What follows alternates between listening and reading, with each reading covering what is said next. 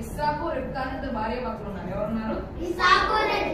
ఇస్సాకు రెబ్కాకి ఇద్దరు పిల్లలు దేవుడు ఇస్తాడు. రెబ్కా కడుపులో ఉన్నారు పిల్లలు, కమల పిల్లలు. ఎవరు వాళ్ళు? కమల పిల్లలు అంటే ఒకసారి పుడతారు, ఒక 2 నిమిషాలు గ్యాప్ తో పుడతారు. మాకు కూడా కజిన్ సిస్టర్స్ ఉన్నారు, మేరక్క సారక్క. వాళ్ళు కూడా అంతే, ట్విన్స్ అనమాట. ఒకలాగే ఉంటారు, కొంతమంది గుర్తుపట్టలేదు ఎవరెవరు. సో అలా అన్నమాట. అంటే మరి యాసిటీస్ కాదు కానీ కొన్ని ఫీచర్స్ ఉంటాయి, తెలియని వాళ్ళు గుర్తుపట్టలేదు. సరే వాళ్ళకి ఏంటంటే ఒక 2 minutes గ్యాపే ఉంటది అనమాట. అయితే రెబ్కా యొక్క కడుపులో ఇద్దరు పిల్లలు ఉన్నారు. ఏంటా ఈ పిల్లలు, ఆమె బాగా కడుపులో నొప్పి వస్తూ ఉంటది. అమ్మో ఏంటి ఇంత కడుపులో నొప్పి వస్తుందని చెప్పి ఆమె దేవుని సన్నిధికి వెళ్ళి ప్రార్థన చేస్తుంది. ప్రార్థన చేసినప్పుడు దేవుడు ఏం చెప్తాడంటే, అమ్మ నీ కడుపులో 2 జనపదాలు ఉన్నాయి, ఒకరంటే ఒకరు పడదు, యుద్ధాలు జరగబోతున్నాయి, పెద్దవాడు కంటే చిన్నవాడు మోసగాడు అని చెప్తాడు దేవుడు. ఇంకా చెప్పగానే నాకు ఈ నొప్పి తగ్గించని చెప్పి దేవుని సన్నిధిలో ప్రార్థన చేసుకొని ఇంకా ఇంటికి వచ్చేసింది రెబ్కా. రెబ్కా ఎవరు భార్య? రెబ్కా ఎవరు భార్య? ఇస్సాకు. ఎవరు భార్య? ఇస్సాకు భార్య ఎవరు?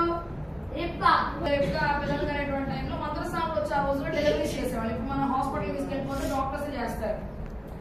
హాస్పిటల్కి వెళ్తే ఏం చేస్తారు? డాక్టర్స్ డెలివరీ చేసేస్తారు. కానీ మరి ఇప్పుడు ఆ రోజుల్లో మంత్రస్నానం చేసేవాళ్ళు డెలివరీస్. మంత్రస్నానం చేసేటువంటి సమయంలో ఆ కడుపులో ఇద్దరు పిల్లలు ఉన్నారు కదా. యాకోబు అంటే అర్థం ఏంటి? మోసగాడు. ముందు పుట్టినటువంటి ఆయన తర్వాత ఏంటంటే పెద్దవాడు ఏసావు. ఆయన పేరేంటి? ఏసావుకి ఎదోము అని ఇంకో పేరు ఉండింది. ఏం పేరు? ఎదోము అంటే అర్థం ఏంటంటే ఎర్రని. ఇలా చాలా మంది వేసుకొచ్చారు ఎర్రని. 1 2 3 4 5 6 చూసారా? ఎర్రని అంటే ఎదోము అంటే అర్థం ఏంటి? ఎర్రని. సో ఎర్రనటువంటి వాడు అనమాట, చాలా ఎర్రగా ఉండేవాడు ఆయన. ఆయనకు ఉంటే నిండా కూడా ఈ యొక్క రోమములు ఉండేవి అన్నమాట. రోమములు అంటే నల్లగా ఉన్నటువంటి ఎంటుకలు ఉండేవి శరీరం అంతా కూడా.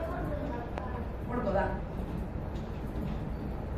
చాలా ఎంటుకలు ఉండేవి అన్నమాట శరీరం అంతా కూడా మొత్తం ఎంటుకలు ఉండేవి అన్నమాట. సో ఆ యొక్క ఎంటుకలు ఉన్నటువంటి ఆయన కాబట్టి ఆయనకి ఎదోము అని పేరు పెట్టారు. ఏమని పేరు పెట్టారు నాన్న? ఎదోము అని పేరు పెట్టిన తర్వాత ఈ యొక్క యాకోబు ఏసావు పెద్దవాళ్ళు అవడం ప్రారంభించారు. ఏమైంది? ఇంక పెద్దవాళ్ళు అవుతున్నటువంటి సమయంలో యాకోబు ఏం చేసేవాడు? ఎప్పుడు వాళ్ళ అమ్మ దగ్గర ఉండి వంటలు చేయడం, కూర వండడం, ఇవన్నీ కూడా చేసేవాడు. ఒక రోజు ఏమైందంటే ఏసావేమో అరణ్యంలో ఉండి ఎప్పుడు ఊరిని వేటాడడం, ఇదంతా కూడా ఆయన యొక్క పని, హంటింగ్ చేయడం అన్నమాట. ఓకే. సో జంగల్స్ లో ఏముంటాయి? ఫారెస్ట్ లో ఏముంటాయి?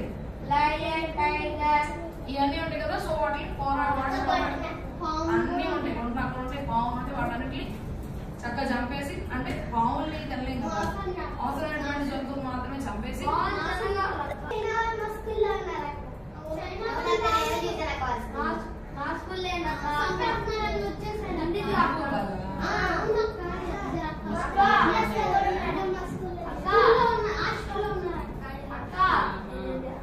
ఏసావు బాగా వేటాడి అడవిలో అలసిపోతాడు. బాగా అలసిపోయినప్పుడు మనకి ఏదో తినేస్తాం కదా.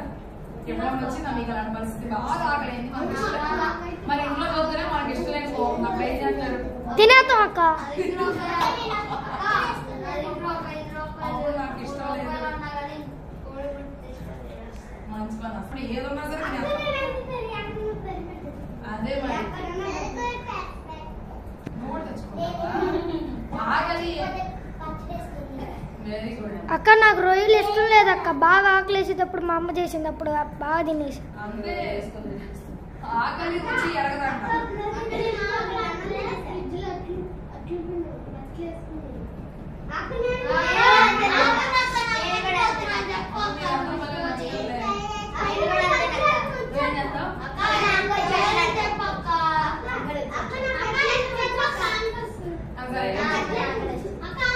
ఒకరోజు ఏసావుకి బాగా వేటాడి అలసిపోయి ఇంటికి వస్తాడు. అలసిపోయి వచ్చినటువంటి టైంలో యాకోబు ఏం చేస్తాడంటే చక్కగా కూర్చొని చిక్కుడుకాయల కూర వండుతూ ఉంటాడు. ఏం చేస్తాడు? చిక్కుడుకాయల కూర వేసి చక్క ఉప్పు, కారం, పసుపు వేసి మంచిగా కలర్ఫుల్ గా వండుతున్నాడు. చాలా రుచిగా కనపడుతుంది చూడటానికి. మనకి కలర్ఫుల్ గా ఉంటే తొందరగా వెళ్ళింది కదా. అమ్మ ఎంత బాగా వండినా సరే చూడటానికి అందంగా లేదనుకో, మనకి రంగు, రుచి, వాసన అన్నీ ఉండాలి కదా. సో అందుకని మంచిగా కనపడకపోతే మనం అమ్మ ఏచి బాగాలేదు నాకు అంటాం కదా. అంటారా మీరందరూ? మమ్మీ చేసింది బాగాలేదని వదిలేస్తున్నారా? స్కూల్లో లంచ్ వదిలేసి వస్తున్నారా? వదిలేసి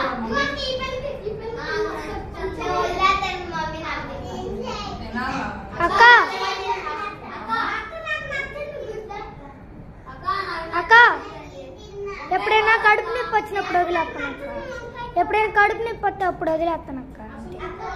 రోజు మా అమ్మ తెచ్చేసింది.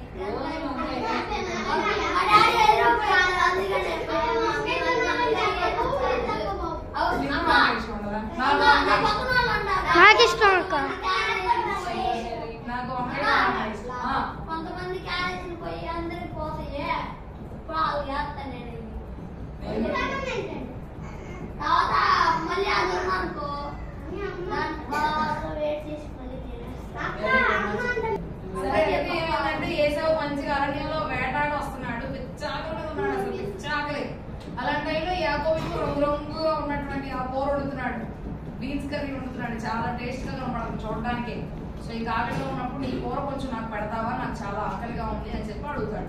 అప్పుడు యాకోబు అంటాడు, నేను పెట్టను, నేను నీకు పెట్టాలి అనుకుంటే కనుక నువ్వు నాకు నీ జ్యేష్ఠత్వాన్ని ఇచ్చేయాలి, నీ జ్యేష్ఠత్వపు హక్కును నాకు ఇచ్చేయాలి. నువ్వు ఆ జ్యేష్ఠత్వపు హక్కును కనుక ఇచ్చావంటే, జ్యేష్ఠత్వపు హక్కును ఇచ్చావంటే అప్పుడు నేనేం చేస్తా,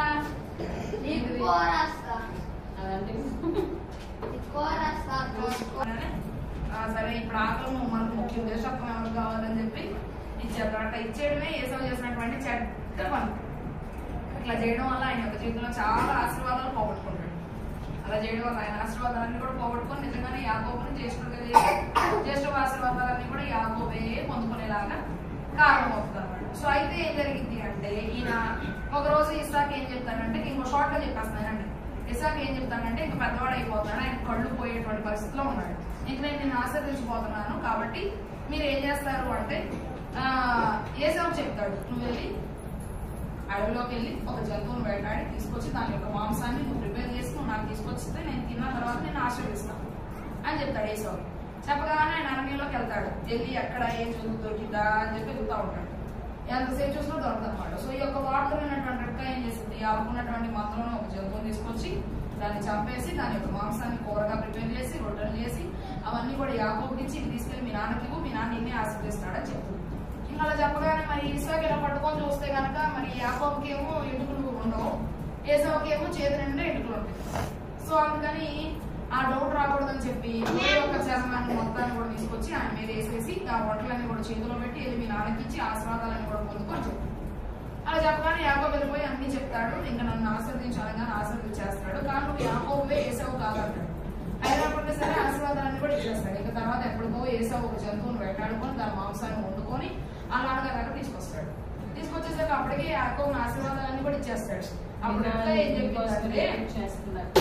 అప్పుడు ఏం చెప్పిందంటే మీరు ఇక్కడ నుంచి వెళ్ళాలి, ఇద్దరు ఒకే రోజు తన్నుకొని చచ్చిపోవడం కంటే కనీసం ఒకళ్ళైనా నాకు మిగిలితే బాగుండు అని చెప్పి యాకోబుని పద్మనారాముకు పంపించేసింది. ఎక్కడ పంపించింది?